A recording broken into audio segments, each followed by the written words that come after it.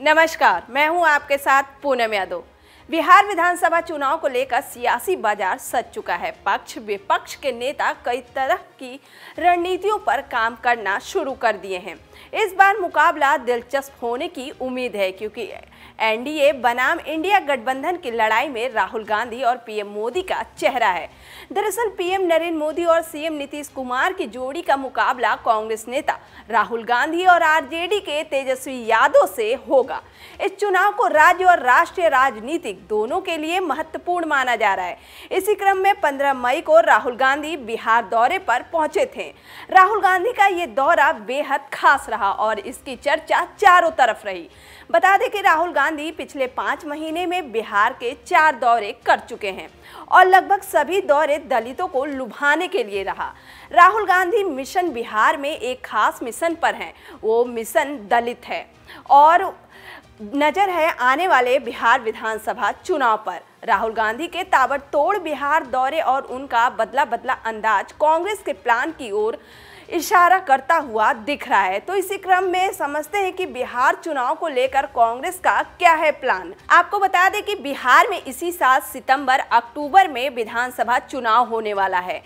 BJP, JDU, Congress, RJD सहित तमाम राजनीतिक दल इस चुनाव की तैयारी में जुटे हैं। सालों तक बिहार की सत्ता संभालने वाली कांग्रेस बीते कुछ दशकों से बिहार की राजनीति में गुमसी हो गई है, लेकिन इस बार के चुनाव के लिए कांग्रेस पूरी मजबूती से तैयारी में जुटी है। बिहार में राहुल गांधी की बढ़ती सक्रियता इस बात का सबूत दे रही है कि बिहार में कांग्रेस की खोई हुई जमीन वापस मिल सकती है।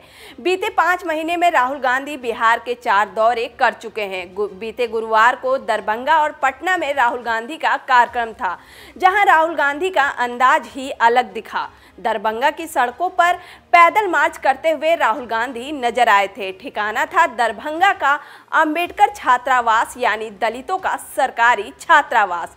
वहीं नियमों का उल्लंघन करते हुए राहुल गांधी पहुंचे थे।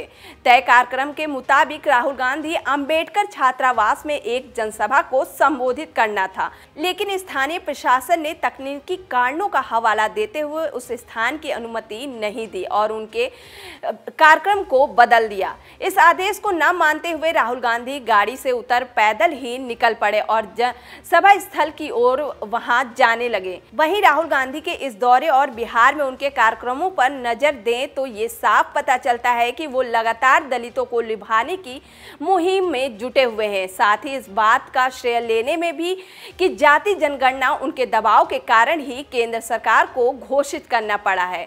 दरभंगा का कार्यक्रम समाप्त होने के बाद राहुल गांधी सीधे पटना पहुंचे, जहां उन्होंने ज्योतिबा फूले के ऊपर बनी एक सिनेमा को अपने कार्यकर्ताओं के साथ देखा। हालांकि थिएटर के बाहर उत्साहित कांग्रेस कार्यकर्ताओं ने हंगामा खड़ा कर दिया, क्योंकि उन्हें राहुल गांधी के साथ हॉल में नहीं जाने दिया गया। राहुल ने मिशन बिहार और एवं मिशन दलित को काफ़ी शिद्दत से लिया हुआ है और उनके बिहार के लगभग सभी दौरे दलितों के कार्यक्रम से जुड़ा हुआ है। जाहिर है कि कांग्रेस आने वाले चुनाव में दलित वोट बैंक पर डोरे डालेगी और राहुल उनकी तैयारी में पूरी तरह से जुट भी चुके हैं। वहीं एक बात आपको ये भी बता दें कि राहुल गांधी ने राजेश राम को प्रदेश अध्यक्ष इसीलिए बनाए हैं क्योंकि वो दलित समाज से आते हैं। चुनाव की तैयारी को शुरू करते समय प्रदेश अध्यक्ष अखिलेश प्रसाद सिंह को हटाकर राजेश राम को प्रदेश अध्यक्ष बनाया गया था। राजेश राम दलित समाज से आते हैं, उन्हें पार्टी की कमान देकर कांग्रेस ने दलितों के हितैषी होने का इशारा किया है। साथ ही रोजगार दो, पलायन रोको यात्रा के जरिए पूरे राज्य में पार्टी को फिर से जिंदा करने की कोशिश की है। वहीं ऑपरेशन सिंदूर बिहार की राजनीतिक बहस का केंद्र बिंदु बन चुका है। इस मुद्दे पर जहां ज्यादातर विपक्षी दल सरकार का समर्थन कर रहे हैं, तो वहीं कांग्रेस प्रधानमंत्री मोदी के कामों पर सवाल उठा रही है।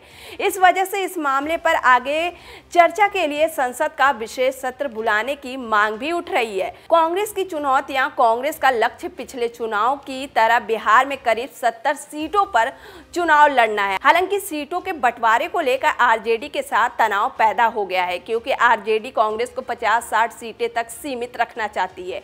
राजनीतिक विश्लेषक का सुझाव है कि राहुल गांधी का मुखर रुख आरजेडी पर अधिक सीट देने के लिए दबाव बनाने का प्रयास हो सकता है। इन चुनौतियों के बावजूद राहुल गांधी बिहार में कांग्रेस की मौजूदगी को मजबूत करने पर ध्यान केंद्रित कर रहे हैं। पार्टी के कुछ सदस्यों का मानना है कि सभी सीटों पर चुनाव लड़ने से कांग्रेस को समय के साथ राज्य में अपनी पकड़ मजबूत करने में मदद मिल सकती है।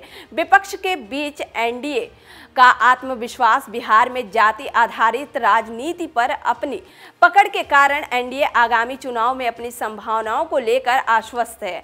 मोदी नीतीश की जोड़ी को उम्मीद है कि उनके शासन का रिकॉर्ड मतदाताओं को पसंद आएगा और उनके गठबंधन को जीत मिलेगी। हालांकि विशेषज्ञ आगाह करते हैं कि कांग्रेस के लिए आरजेडी जैसी क्षेत्रीय पार्टियों से पार पाना आसान नहीं होगा। आरजेडी का दलित मतदाताओं के बीच मजबूत आधार है और उसके पास मजबूत MY मुस्लिम यादव समीकरण है, जो राहुल गांधी के प्रयासों के लिए चुनौती बन सकती है।